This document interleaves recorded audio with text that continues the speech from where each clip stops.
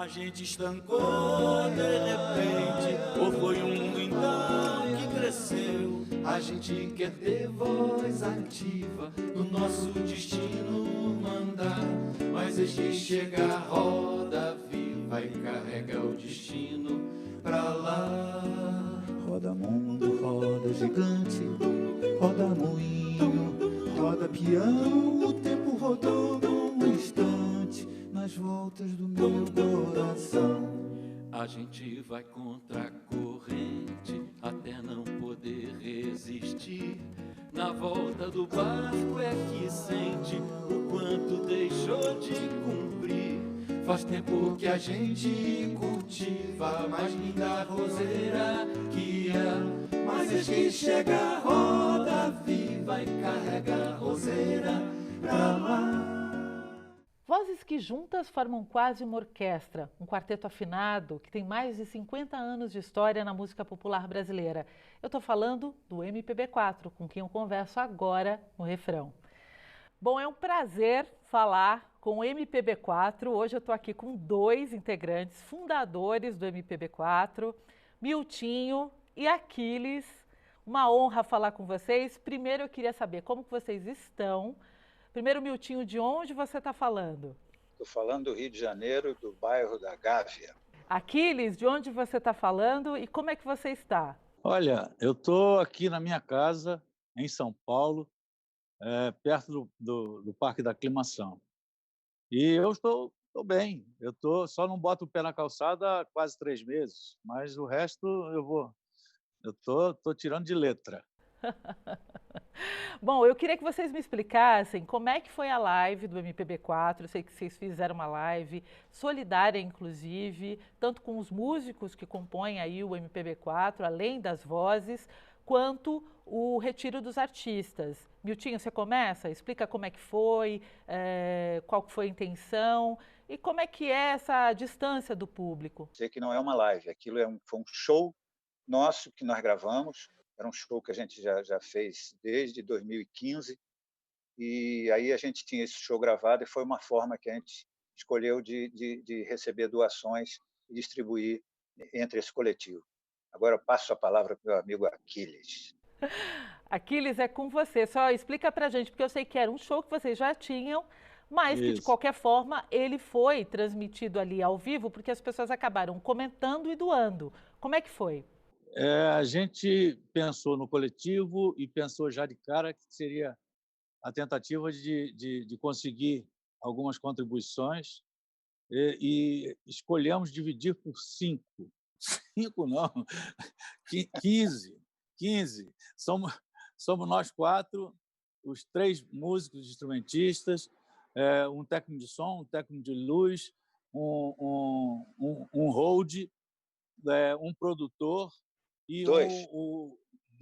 2 produtores. Um é o Perdão. produtor executivo e o outro é o responsável pelas nossas mídias. Então, a ideia era usar um show, e esse show a gente tinha gravado e com uma forma bem bacana, bem profissional quase, né? Do show que a gente vinha fazendo, e com maior sucesso. A gente vinha trabalhando direto com esse show.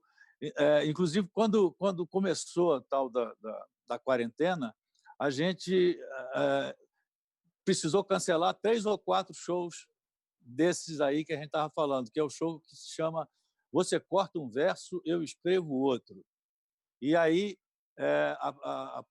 anunciamos a projeção do vídeo na íntegra, sendo que no início e no final da transmissão do show, a gente entrava ao vivo, né, conversando com as pessoas, dando algum tipo de explicação, respondendo algumas coisas, e foi super legal, inclusive porque a gente não esperava uma repercussão dessa, né?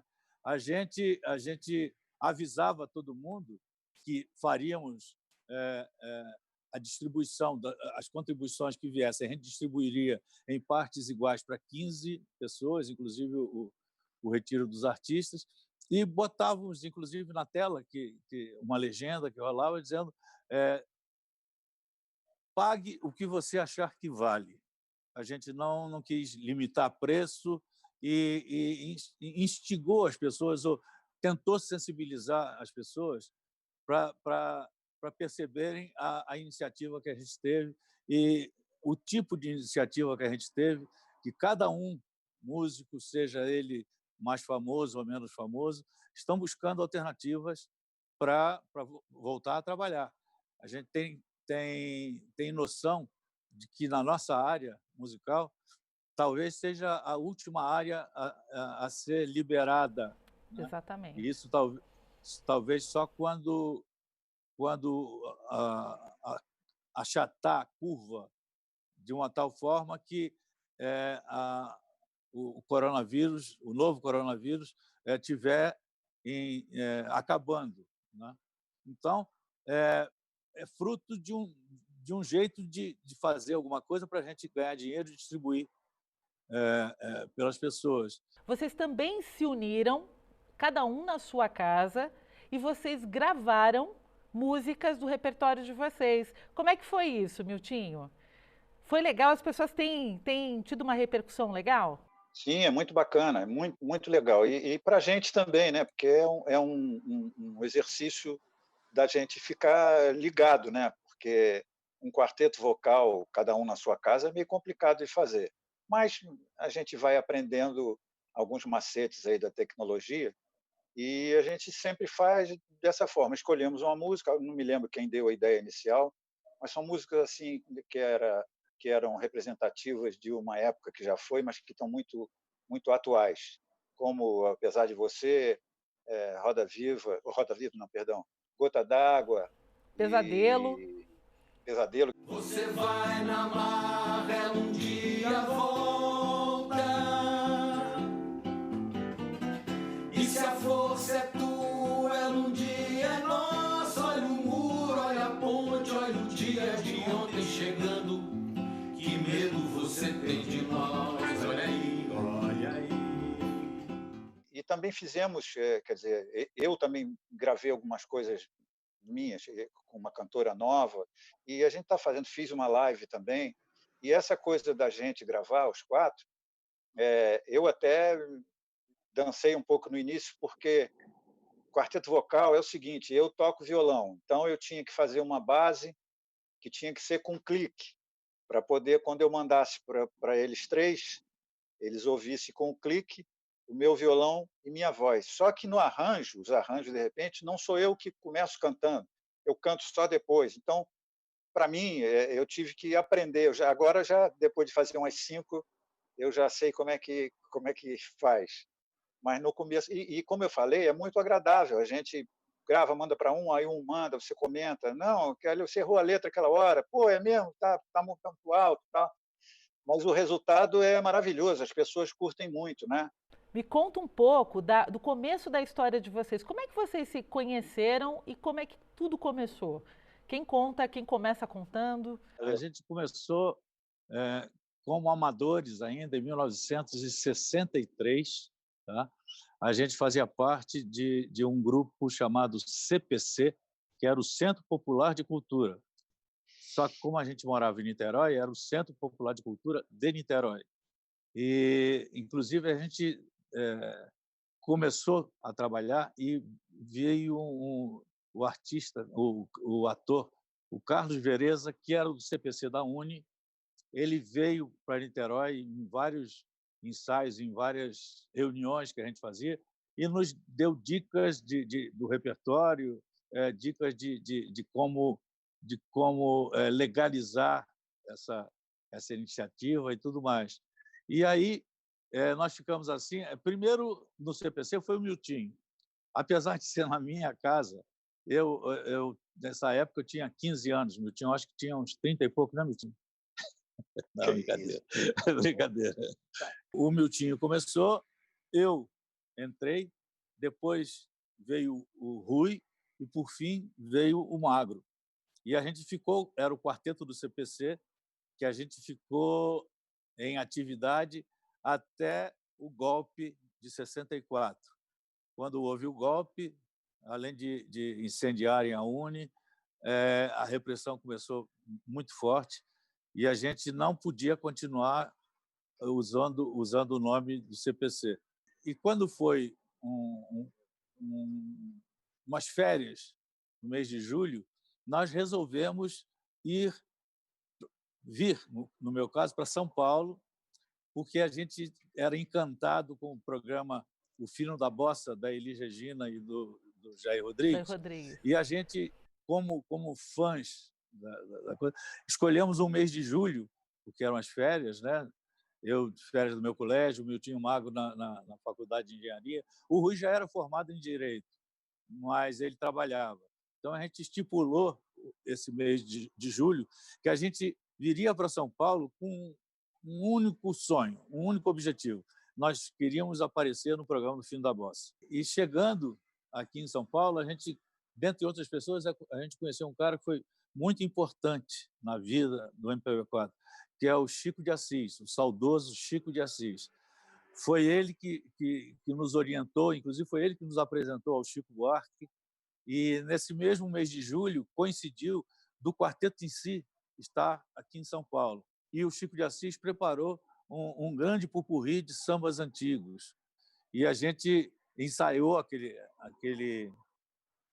esse popurrí, e com ele Chico de Assis, nós fomos no dia da gravação do programa da Elise e do Jair, e veio a notícia, que eu não me lembro quem trouxe, eu acho que foi o próprio Chico de Assis.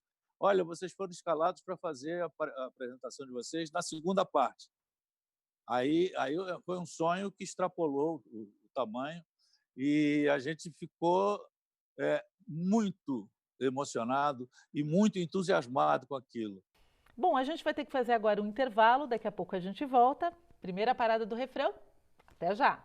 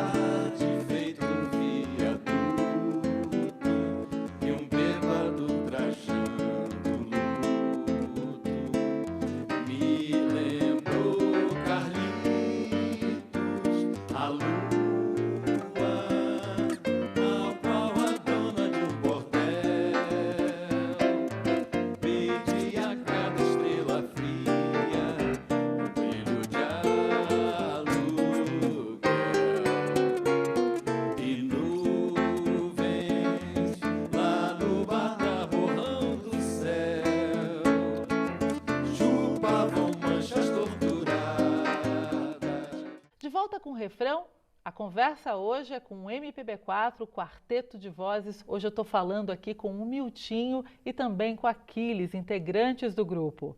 Bom, retomando o nosso papo, Aquiles e Miltinho, eu queria saber aí se vocês esperavam que as vozes de vocês iam casar tão bem. A gente, desde o início, como a gente começou no CPC, né, no Centro Popular de Cultura, a gente nem tinha tanta vontade não tínhamos, não sentíamos necessidade de ter uma coisa, um vocal muito aprimorado. Era para cantar umas músicas, eram quase todas em uníssono, e eu acho que com isso, depois da chegada do Magro, a gente começou a perceber, principalmente o Magro, que a gente precisaria ter uma identidade vocal.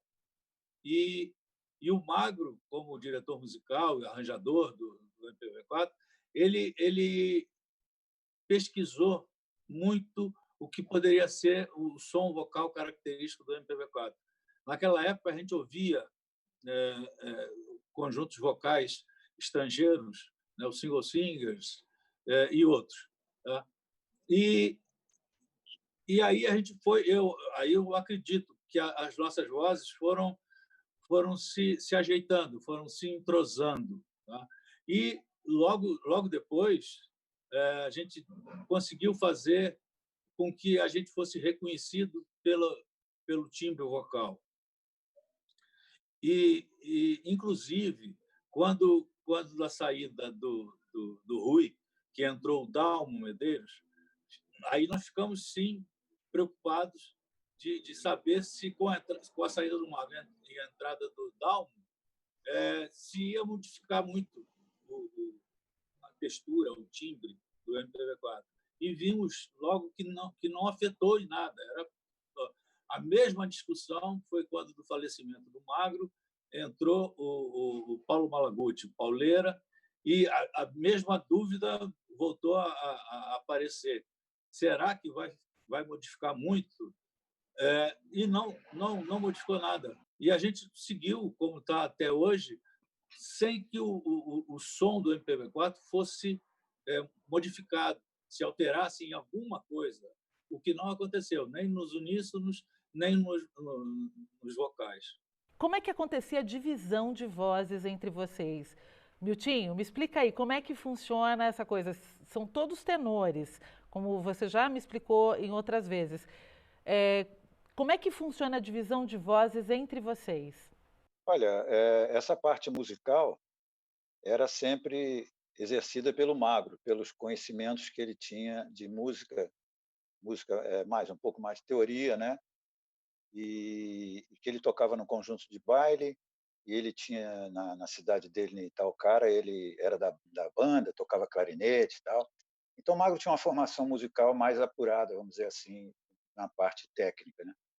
Então, quando ele, conforme o Aquiles falou antes, quando ele descobriu e colocou a divisão dessas formas, o Rui fazendo a melodia mais alta, ele fazendo a segunda voz, que é a voz que vem logo depois da primeira, ou seja, um pouquinho menos aguda que a segunda voz, o Aquiles fazendo a terceira e a quarta, mas os ensaios sempre eram feitos na casa de um de nós, e o Magro distribuía as vozes, sempre foi ele que organizou essa coisa toda musical do MPB4, era o nosso diretor musical, e a razão, pelo menos do MPB4 ter sobrevivido até hoje, ainda cantando e perpetuando os arranjos dele.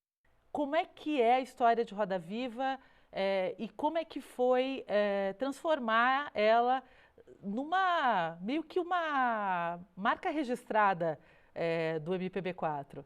O Chico foi classificado no festival da TV Record, de 67, e o Magro morava num lugar que chamava o Solar da Fossa, aqui no Rio de Janeiro, onde é hoje o shopping center do Rio Sul. E o Magro morava ali junto com outros artistas lá, e o Chico foi lá, deixou a música com ele, e ele ficou lá fazendo um arranjo. Um dia ele nos chamou para mostrar, e ele estava muito empolgado com o arranjo todo. Só que nós fomos ensaiar só o MPB4. Tinha aquela coisa da roda gigante que ele fez no final, que tem uma pirâmide bem, quer dizer, na época para a gente era meio difícil, era um exercício vocal complicado para nós. E o Magro fez os arranjos todos, tá, não sei o que, a introdução, e chamamos o Chico para vir ensaiar com a gente, né? Só que o Magro, como arranjador, ele dizia: você entra aí agora, canta, agora fica quieto que a gente canta, faz, agora vai. E foi dizendo como é que o Chico ficou assim estarrecido com o arranjo, ele ficou assim apaixonado, não entendeu nada, porque é muito bacana, o cara tem um samba, de repente mostra para o arranjador faz aquela cama toda que o MPB4 fez. Mas eis que chega a roda viva e carrega o destino pra lá. Roda mundo, roda gigante, roda moinho, roda peão, o tempo rodou num instante. E o Magro, em toda a carreira dele, toda vez que ele era perguntado, ele sempre disse que era o arranjo que ele mais se orgulhava de ter feito, não por ser só uma música maravilhosa do Chico, mas pelo que representou para o MPB4 e também pelo arranjo. Ele disse que é o melhor arranjo dele, era o melhor arranjo dele. Concordo com ele. Eu também. E você, tem alguma referência a falar sobre Roda Viva, Aquiles? Eu acho, de fato, que o arranjo do Magro se encaixou na música. Eu acho que o arranjo do Magro e a música do Chico viraram uma coisa só. Hoje em dia, esse arranjo é aplaudido de pé nos nossos shows. As pessoas reconhecem que essa música veio num momento difícil da vida brasileira e que com aquela carga emocional toda, muito também por responsabilidade do arranjo do Magro, marcou. Essa música é um ícone musical do Brasil e acho difícil que surja alguma outra coisa assim. E a parceria com o Chico? Como é que funcionava e por que vocês acham que deu tão certo? A gente começou, quer dizer, conforme a Cris falou, na TV Record, quando a gente conheceu o Chico, foi assim uma coisa de amor à primeira vista. Primeiro, 5 caras, mais ou menos, vamos dizer assim, na mesma idade, só Aquiles era mais jovem, né? Eu, o Magro e o Chico, meio que somos da idade média, vamos dizer, regular uma idade. O Aquiles mais novo e o Rui um pouco mais velho que a gente. Mas a gente se encantou, todo mundo, pelo Chico, pelo grande compositor que ele era, e isso foi assim, a gente não saberia explicar como. Quando a gente viu, a gente já estava cantando junto sempre, a partir do Roda Viva, né? Começamos a fazer show juntos, viajar juntos, fazer o circuito universitário. Então, o circuito universitário naquela época era muito bacana, que cada um ia no seu carro, às vezes 2 carros, enfiava todo mundo, 5 num carro, em 2 carros, íamos fazer os shows todos, não tinha essa coisa de som e luz, esse aparato todo. E a gente cantava, às vezes, com um microfone só, como foi na TV Record, a defesa do Roda Viva. Se vocês perceberem, vai ter um microfone que pega as 5 vozes, o meu violão, o atabaque do Magro, o tamborim do Rui e o solo do Chico. E a gente fazia isso e foi fazendo pelo Brasil inteiro desde 67 até 73. Nós fazíamos show com todos os shows do Chico. Ele queria o MPB4 junto, porque o Chico tinha um pouco de medo do palco, assim. Ele era um cara meio arredio com relação a essa coisa de cantar no palco. Ele gostava de cantar junto com a gente, né? Assim, tímido. Até era tímido, bem tímido. E você vê, ficou esse sem vergonha que ele é hoje em dia, né? Canta.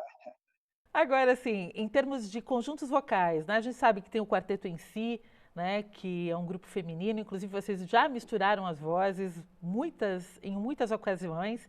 Agora, tem muitos grupos vocais, como o Boca Livre, surgiram, né, depois que vocês estavam já aí com uma carreira consolidada. Mas, atualmente, vocês enxergam novos grupos? Tem conhecimento? Como é que vocês veem? Olha, logo no início da nossa carreira, a gente era doido pelos cariocas. O conjunto vocal que fazia muito sucesso, lançava várias músicas da época da Bossa Nova, os arranjos do Severino Filho, né? A voz, o agudo do Severino Filho, aquilo nos encantava. E os grupos, como eu já falei, os grupos vocais americanos, então a gente era muito ligado nisso. E hoje em dia fica mais difícil até de se conhecer algum novo grupo vocal, porque nenhum deles, por melhor que seja, consegue tocar no rádio ou aparecer na televisão. Exatamente. E o que dá para fazer de vez em quando é descobrir um grupo, ou perceber, ouvir um grupo novo e dar força para os caras, né? O próprio Magro ouvia um grupo novo, por exemplo, e os caras pediam, ele fazia 1, 2 arranjos para esses grupos, que ficam muito restritos. São artistas, são músicos invisíveis. São excelentes, porém invisíveis. Bom, a gente vai ter que fazer mais um intervalo, mas daqui a pouco a gente volta com esse papo aí. Mais uma parada do refrão, fique com a gente.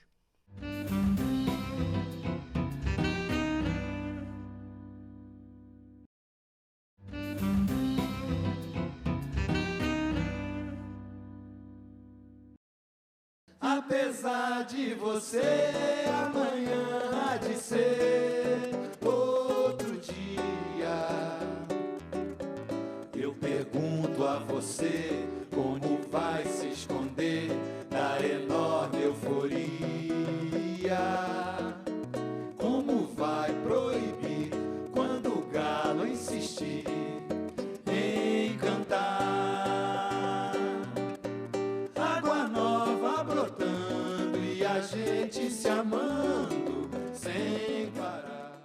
De volta com o refrão, hoje a gente conversa com o MPB4. A gente está falando aqui com o Miltinho e também com Aquiles, integrantes do grupo.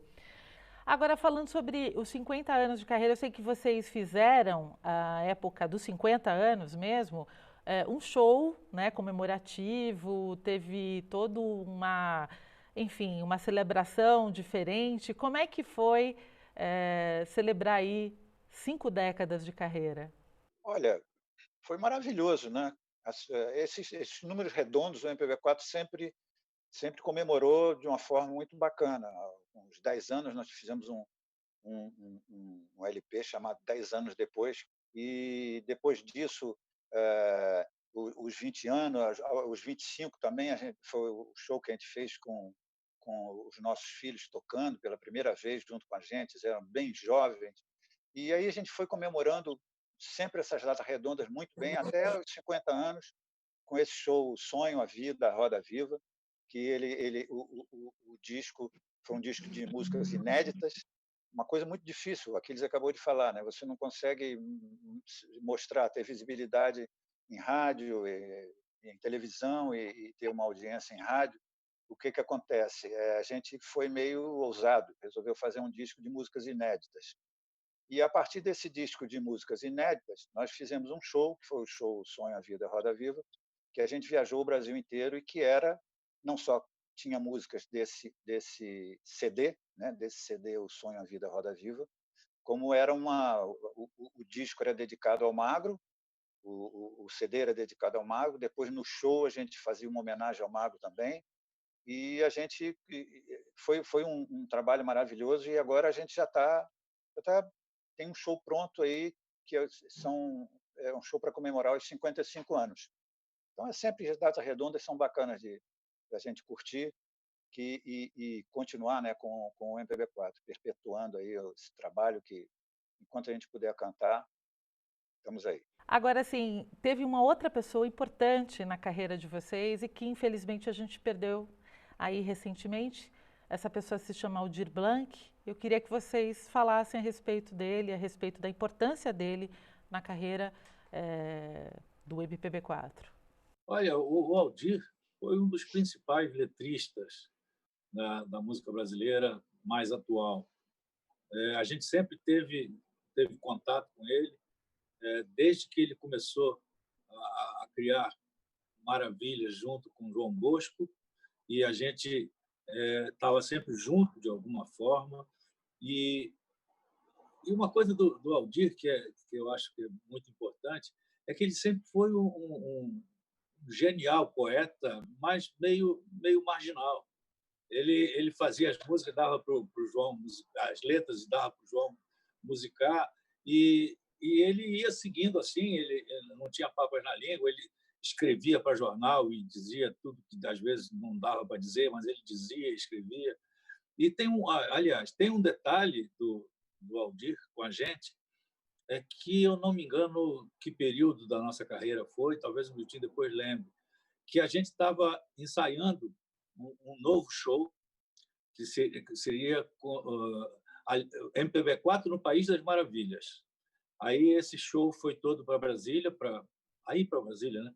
Foi aí para a censura.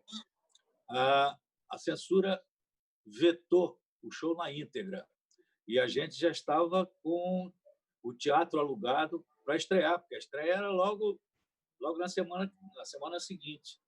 E aí nós pedimos socorro para o Aldir. Você tem que escrever um show para nós em 4 dias, porque a gente tem que ter mais 4 dias para ensaiar. Não é que o cara escreveu e ficou... Era genial, cada tirada, cada sacada. E a gente ficou sensibilizado com a solidariedade do cara. Foi muito bacana. Era o Jornal Depois de Amanhã que chamava esse show. Olha que legal. Então, Miltinho, amigo é para essas coisas? Pois é, exatamente. O Aldir tem essa importância tremenda na nossa carreira, que foi em 1970, que a gente foi defender. A gente estava até pensando em parar com o quarteto, porque estava muito difícil. Foi uma época dura da ditadura, né? E era 70 foi até quando era o presidente era o Garrastazu Médici, foi uma época muito difícil, e o MPB4 não tinha muito o que fazer, a nossa matéria-prima, os compositores estavam, Chico Buarque foi embora para a Itália, Edu Lobo foi embora para os Estados Unidos, Francis Raime foi embora para não sei onde, Caetano e Gil foram exilados para a Inglaterra, e ficamos aqui. Nós até tentamos compor, mas saíram muitas coisas ruins, nós desistimos. Nós já estávamos quase desistindo quando apareceu lá, nós tínhamos o escritório, que era a MPB4 Produções. Nós tínhamos um escritório que a gente ficava nós 4 lá, olhando um para a cara do outro, tentando inventar alguma coisa que desse dinheiro para pagar as contas. E aí entrou lá o Silvio Silva, que é o compositor do Amigo e para essas coisas, e o Aldir. E eles mostraram o Amigo e para essas coisas, que era uma música para ser cantada por 2 pessoas, né? Um diálogo. E o Magro falou, teve uma hora que eles mostraram a música, o Magro falou: deixa que a gente defende. Mas como é que é? Vai ser um diálogo. Ele falou: não, eu faço eu já estou com um negócio aqui na cabeça, eu acho que dá para fazer os 4 falando e tal. E o Magro fez um arranjo bacana dessa que ficou marcado também. Essa é outra música da carreira do MPB4 que a gente tem sempre que cantar no nosso show. Roda Viva e Amigo para essas coisas e a Lua, marcas do MPB4.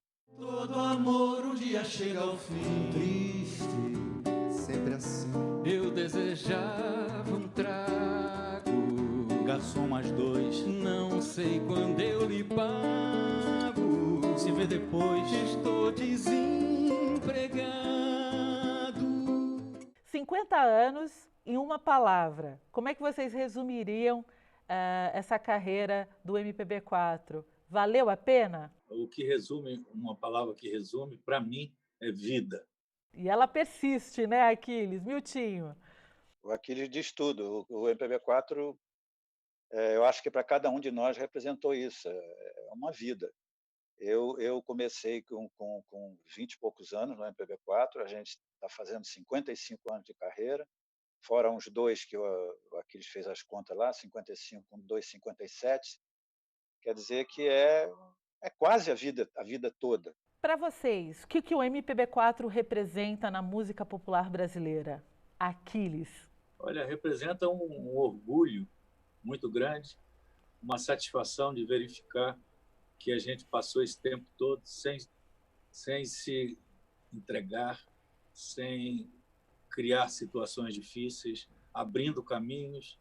E quando eu olho para trás, isso me dá um orgulho, uma satisfação imensa. Miltinho. O MPB4, a gente no começo, nós começamos com eu estou indo ao começo um pouco só para ver se conseguem entender esse pensamento meu. No começo, a gente estava junto com vários artistas, famosos e artistas, iniciando, quer dizer, nós estávamos juntos com Chico, Caetano, Gil, Geraldo Vandré, Elis Regina, vários artistas, mas a gente não tinha a noção, a consciência do que estava acontecendo com a gente, com os jovens naquele momento. E é o que o Aquiles falou. Hoje em dia, quando você olha para trás, olha pelo retrovisor e vê até onde o MPB4 chegou, é com muito orgulho, porque a carreira do MPB4 prima por uma coisa, fora a resistência que sempre tivemos em prol de um Brasil melhor, e continuamos até hoje, as nossas letras, as músicas que cantamos, o repertório do MPB4 é irrepreensível. A gente tem um repertório maravilhoso e nós não vamos parar de cantar isso. É isso aí. Gente, eu agradeço muito a presença de vocês aqui, mesmo que distantes, e eu espero que em breve tudo isso passe e a gente possa conseguir uma entrevista com vocês 4 falando para o refrão. Muito obrigada. Obrigado você, André. Obrigado a você. Amanhã há de ser outro dia. Amanhã há de ser outro dia. Obrigada, Aquiles. E é isso, gente. Acompanhe nossa programação no site da TV Justiça e também no nosso canal no YouTube, TV Justiça Oficial. Próxima semana tem mais refrão e é claro que eu te espero. Você fica agora com um pouco mais de MPB4. Apesar de você, amanhã há de ser outro dia. Você vai se dar mal, etc e tal. Lá, lá, ya, lá, lá, ya, lá.